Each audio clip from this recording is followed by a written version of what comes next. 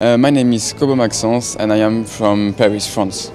I'm Gaetano, I come from Italy and I study in the University of Milan. My name is Ana Gams, I'm from Barcelona, Spain.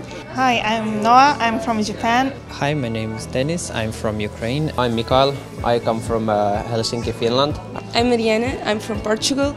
Samo u ovoj akademskoj godini preko Međunarodnog programa mobilnosti na Ekonomski fakultet u Zagreb došlo je preko 280 studenata iz 36 zemalja svijeta. Otkad se u Republici Hrvatskoj prije 15 godina počela intenzivirati međunarodna suradnja, Ekonomski fakultet u Zagrebu aktivno sudjeluje u svim procesima međunarodne suradnje.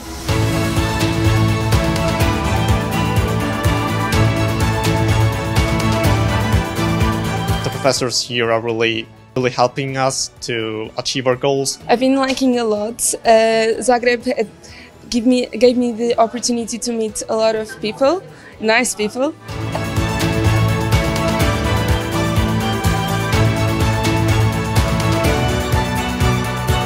I also have great feedback from my friends and teachers about Croatia, so that's basically why I choose Croatia.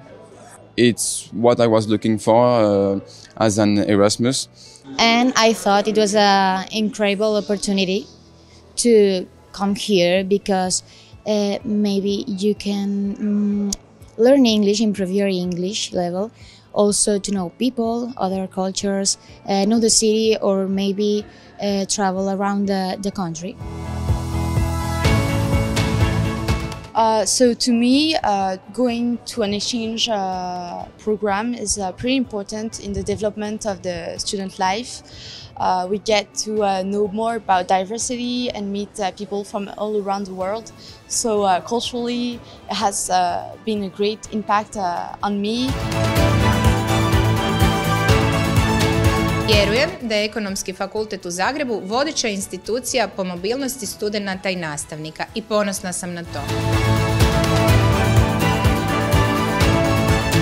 Internacionalizacija jest nužnost, mi već godinama radimo na ostvarivanju rigoroznih kriterija za dobivanje međunarodnih akreditacija.